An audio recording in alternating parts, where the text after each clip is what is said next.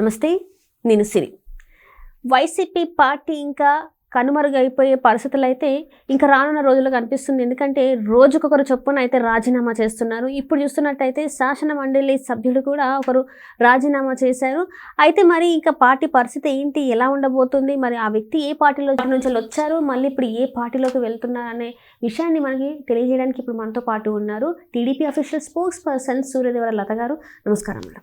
నమస్తే. మనం ఇప్పుడు చూస్తున్నట్టయితే వైసీపీ పార్టీ పరిస్థితి ఇంకా అంతే, ఇంకా రేపో మాపో దుకాణం బంద్ చేస్తారని అనిపిస్తుంది. ఎందుకంటే మనం చూస్తే ఎంపీల దగ్గర నుంచి వెళ్ళి ఇప్పుడు శాసన మండలి సభ్యుల వరకు కూడా రాజీనామాల పర్వం కొనసాగుతూనే ఉంది. ఇప్పుడు కూడా ఒక ఎమ్మెల్సీ రాజీనామా చేసినట్టు తెలుస్తుంది. ఇప్పుడు మరి నెక్స్ట్ మరి వైసీపీ పార్టీ పరిస్థితి ఏంటి, జగన్మోహన్ రెడ్డి గారి పరిస్థితి ఏంటి అసలు?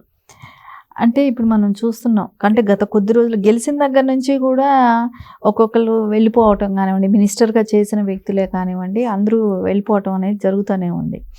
అంటే ఇప్పుడు జయమంగళ వెంకటరమణ గారు ఆయన కూడా ఈరోజు శాసన మండలిలో వెళ్ళి రాజీనామా పత్రం ఇవ్వటమే కానివ్వండి, ఆయన అనుకోని షాక్ లాగానే జగన్మోహన్ రెడ్డి కనిపించినట్టుంది. ఎందుకంటే ఇప్పుడు వాళ్ళకు ఉండేదే శాసన మండలిలో వాళ్ళే, అంటే వాళ్ళే అటెండ్ అవుతున్నది కూడా. ఎమ్మెల్యేలు ఎలాగో అసెంబ్లీకి వెళ్ళట్లేదు, సో జగన్మోహన్ రెడ్డి ఎలాగో వెళ్ళట్లేదు. ఎందుకంటే ఎమ్మెల్యేల సంఖ్య తక్కువ ఉంది కాబట్టి వాళ్ళని ఈయన వెళ్ళాడు, జగన్మోహన్ రెడ్డి వెళ్ళాడు, ఇంకా మిగతా ఎమ్మెల్యేలు కూడా వెళ్ళనివ్వట్లేదు. ఇక్కడ వెళ్తున్న వాళ్ళని కూడా ఇప్పుడు వాళ్ళల్లో కూడా ఒక్కొక్కళ్ళు ఎమ్మెల్సీలు వెళ్తున్న వాళ్ళు కూడా ఒక్కొక్కళ్ళు తగ్గిపోతూ వస్తున్నారు. అంటే ఏంటంటే వాళ్ళకి ఇంకా పార్టీ అంటే ఇప్పుడు ఉన్న ఒడిదుడుకులు తట్టుకొని నిలబడే పరిస్థితి లేదు. ఎందుకంటే కరప్షన్ ఆ రకంగా ఉంది జగన్మోహన్ రెడ్డిది, ఈ ఖండాంతరాలు దాటుతుంది. ఆయన చేసే కరప్షనే కానివ్వండి, ఆయన మీద కేసులు కూడా ఆ రకంగా వస్తున్నాయి. రేపు వాళ్ళ ఫ్యూచర్ ఏంటి, మనం రేపొద్దున ఇదే పార్టీలో ఉంటే మనకు మనుగడ ఏంటి, రేపు వాళ్ళకి ఉన్న సంబంధించిన వాళ్ళ నాయకులు, వాళ్ళ లోకల్ లీడర్స్ వాళ్ళు అందరూ ఉంటారు కదా, వాళ్ళ మీద వాళ్ళ కూడా ఒత్తిడి ఉంటుంది. ఇదేలాగా ఉంటే పార్టీ రేపు ఫ్యూచర్ ఏంటి మనకు? సో ఏదో ఒక అంటే ఇప్పుడు కూటమి ప్రభుత్వంలో ఉన్నది, ఇంకా మిగతా పార్టీలన్నీ కూటమి ప్రభుత్వంతో ఉన్నాయి కాబట్టి సో ఏదో ఒక పార్టీలో మనం వెళ్తే బెటర్ కదా. ఇదే పార్టీలో ఉంటే జగన్మోహన్ రెడ్డి అసలు ఆయన సీఎంగా ఉన్నప్పుడు చూశారు వీళ్ళందరూ, వీళ్ళకి ఏ రోజు అపాయింట్మెంట్ దొరకటం కానివ్వండి, ఆయనతో లోకల్ ఇష్యూస్ డిస్కషన్ చేయటం కానివ్వండి, మనకు వాళ్ళకి ఎట్లాగో అవకాశం లేదు. సో రేపొద్దున మళ్ళా అట్లాంటి అవకాశం ఎలాగో రేపు పార్టీ గురించి చర్చించడానికి కూడా ఆయన ఎలాగో అందుబాటులో ఉండడు. సో ఆయన ఎవరిని కలవటానికి ఇష్టపడాడు. మళ్ళా అధికారం ఎవరికి ఇచ్చాడు, సజ్జల గారికి ఇచ్చాడు. ఆ సజ్జల గారికి ఇచ్చింది కూడా వాళ్ళకి అంత నచ్చట్లేదు. ఎందుకంటే గతంలో వైఫల్యాలు చూశారు కదా.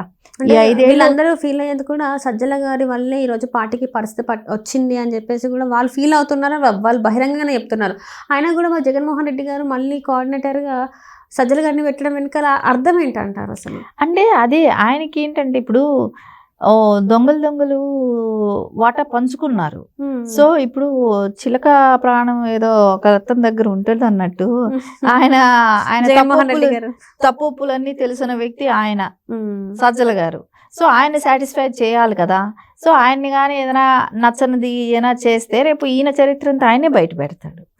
ఆయన ఏ రోజు ఇప్పుడు ఎందుకంటే ఆయన కూడా ఎలాగో కేసులు ఎదుర్కోవాల్సింది ఉంటుంది సజ్జల గారు. సో ఏ రోజైనా ఆయన అప్రూవల్గా మారిపోతే సో మొత్తం జగన్మోహన్ రెడ్డి గారి గురించి అయితే ఆయన చెప్తారు కదా. సో ఇవన్నీ చెప్పే అవకాశాలు ఉంటాయి. ఎందుకంటే ఇప్పుడు ఇద్దరు చేసిన తప్పుల్ని ఇద్దరు ఎప్పుడు కలిసి ఉంటే ఒకరు గుట్టు ఒకరు బయట పెట్టుకోని పరిస్థితులు ఉంటాయి కాబట్టి సో మళ్ళీ ఆయన పార్టీకి డ్యామేజ్ అవ్వచ్చు, కానీ సంపాదించుకున్న దానిలో ఉన్నది కదా, వాళ్ళిద్దరికి మంచి అండర్స్టాండింగ్లు ఉన్నాయి కదా. సో వాళ్ళకి ఫస్ట్ ఇంపార్టెంట్ ఏంటి, సంపాదన.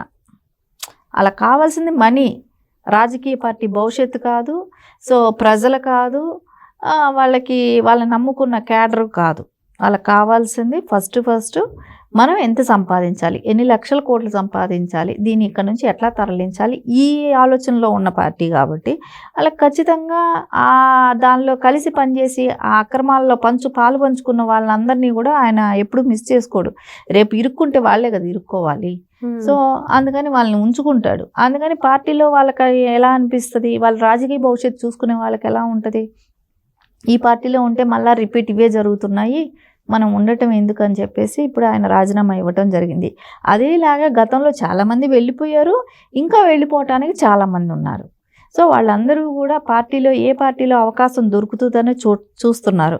వాళ్ళకి అవకాశం దొరికిన వాళ్ళు దొరికినట్టు మారిపోయే అవకాశం అయితే ఖచ్చితంగానే ఉంది. ఎందుకంటే ఇక్కడ ఇప్పుడు నారా చంద్రబాబు నాయుడు గారి ప్రభుత్వం వచ్చిన తర్వాత, అంటే కూటమి ప్రభుత్వం వచ్చిన తర్వాత చూస్తున్నారు కదా, ఎమ్మెల్యేలు ఏ పార్టీకి అంటే ఇప్పుడు కూటమి ఎమ్మెల్యేలు అందరూ ఉన్నారు కాబట్టి వాళ్ళ నియోజకవర్గాల్లో ఏ సమస్య ఉన్నా కూడా ముఖ్యమంత్రి గారి దగ్గరికి వెళ్ళగలుగుతున్నారు.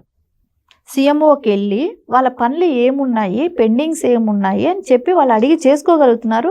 వాళ్ళ నమ్ముకున్న ప్రజలకు వాళ్ళు పని చేయగలుగుతున్నారు. వాళ్ళ నియోజకవర్గానికి అభివృద్ధి కోసం వాళ్ళు పని చేస్తున్నారు. సో అప్పుడే వాళ్ళకి రాజకీయ భవిష్యత్తు అనేది ఉంటుంది. సో అది నాయకుడు చంద్రబాబు నాయుడు గారు చేస్తున్నారు కాబట్టి వాళ్ళకందరికీ కనపడుతుంది. ఇప్పుడు శాసన మండలిలో కానివ్వండి, అసెంబ్లీలో కానివ్వండి, ఇది వాళ్ళకి డైరెక్ట్గా వీళ్ళు వినతి పత్రాలు ఇవ్వటం. నారా చంద్రబాబు నాయుడు గారు సీఎంగా ఉన్నారు కాబట్టి ఆయనకి వినతి పత్రాలు ఇవ్వటం, వాళ్ళ నియోజకవర్గ సమస్యలు చెప్పటం. సో ఇప్పుడు అసెంబ్లీలో కూడా అంటే జగన్మోహన్ రెడ్డి ఏ రోజు కూడా అసెంబ్లీలో ఎమ్మెల్యేలతో మాట్లాడిన ఇది కూడా ఉండదు. ఏదో నమస్తే చెప్పి వెళ్ళిపోవాలి. అంటే ఒక దేవుని దర్శనం చేసుకొని దండం పెట్టి వెళ్ళినట్టు వెళ్ళాలే కానీ వాళ్ళ దగ్గరకు వచ్చి వాళ్ళ బాధలు సాధక బాధకాలు వినే రకం కాదు కదా. సో అందుకని వాళ్ళకందరికీ ఏది వాళ్ళ నియోజకవర్గ సమస్యలు కూడా చర్చించుకున్నది లేదు.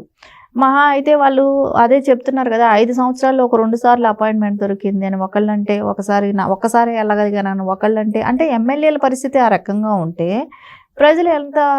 ప్రజలు ఎలా ఉండేవాళ్ళు, అదన్నీ వాళ్ళు ఆలోచిస్తున్నారు. సో ఈ రేపొద్దున ఇది మనకు డ్యామేజ్ అవుతుంది. సో పార్టీని నమ్ముకుంటే మనం ఈ పార్టీలో ఉండటం కన్నా కూడా మనం ఎదగాలి, ప్రజలకు ఏమైనా చేయాలి అనుకున్నప్పుడు వాళ్ళు ఖచ్చితంగా వేరే పార్టీకి వెళ్తారు. వాళ్ళకి నాయకుడు అందుబాటులో ఉండాలని కోరుకుంటారు. సో ఏ పార్టీలో అయితే నాయకుడు అందుబాటులో ఉంటారో, ఏ పార్టీ అయితే మంచి చేయగలుగుతుందని వాళ్ళు నమ్ముతారో ఆ పార్టీకి వాళ్ళు డెఫినెట్గా మారిపోతారు కదా. సో వాళ్ళ భవిష్యత్తు కోసం వాళ్ళు మారిపోతారు. అండ్ ఇక్కడ చూసినట్టయితే ఇప్పుడు మీరు ఇందాక అన్నట్టే ఒకరి తర్వాత ఒకరు చేస్తున్నారు, వెళ్ళిపోతున్నారు. అండ్ ఇక్కడ మెయిన్గా చూసుకున్నట్టయితే ఇంకా ఈయన మీద అవినీతి కేసులు చాలా వరకు ఉన్నాయి. ఆల్రెడీ బెయిల్ మీద 12 సంవత్సరాల నుంచి ఉంటున్నారు. అండ్ ఇప్పుడు కొత్తగా అమెరికాలో కూడా ఆయన పేరు వినిపిస్తుంది. ఇప్పుడు ఇక్కడ ఏపీలోనే కాకుండా ఈ స్టేట్లోనే కాకుండా అక్కడ ఇంటర్నేషనల్గా కూడా ఆయన పేరు వినిపిస్తుంది. దీంతో ఈ పార్టీకి ఇంక ఇక్కడికే సమాప్తం అని వీళ్ళు అనుకుని ఒకవేళ ఇట్లా కూడా వెళ్ళే అవకాశాలు ఉన్నాయంటారా? ఇంకా ఈ కొద్దో 2-3 కూడా వచ్చే అవకాశం ఉందంటారా? ఇంకా చాలామంది వెళ్ళిపోయే అవకాశాలు ఉన్నాయి. ఎందుకంటే శాసన మండలిలో ఉండే వాళ్ళకి కూడా పీరియడ్ అయిపోతుంది. సో వాళ్ళకి నెక్స్ట్ భవిష్యత్తు ఏంటి? సో ఖచ్చితంగా వాళ్ళకి పార్టీల్లో మారిపోయే అవకాశం అయితే ఇప్పుడు ఎమ్మెల్యేలు కొంతమందికి ఆల్రెడీ యూటర్న్ తీసుకున్నారు, రాజ్యసభ సభ్యులు తీసుకున్నారు, ఎంపీలు కూడా గెలిచిన ఉన్న ఎంపీలు కూడా వెళ్ళిపోవడానికి ప్రిపేర్ అయిపోయినారు. సో ఆల్రెడీ ఉన్న నాయకులు కూడా ఎక్కడ ఉన్నారో ఏంటో కూడా తెలియట్లేదు. అంత కామ్గా అయిపోయారు, శ్రద్ధగా ఉన్నారు. ఎక్కడా కూడా వాళ్ళు పని చేయట్లేదు. సో వాళ్ళు ఎక్కడా కూడా వెలుగులేక రావట్లేదు. ఎక్కడా కూడా వేళ మీద లెక్క పెట్టచ్చు ఆయన. అందుకే కదా ఇప్పుడు ఈ రోజున ఆయన పార్లమెంటరీ ఇన్ఛార్జీలను కూడా ఎంతమందికి వేశాడు? ఒక 5-6 వేశాడు. అంటే ఇంత పెద్ద రాష్ట్రంలో ఒక్కొక్క పార్లమెంటరీ ఒక్కొక్కరికి 4-5 పార్లమెంటరీలు అప్పచెప్పాడు. అంటే వాళ్ళకి నాయకులు కూడా కొరవడినట్టే కనపడుతుంది కదా.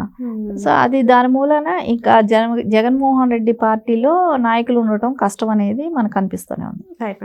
Thank you so much madam.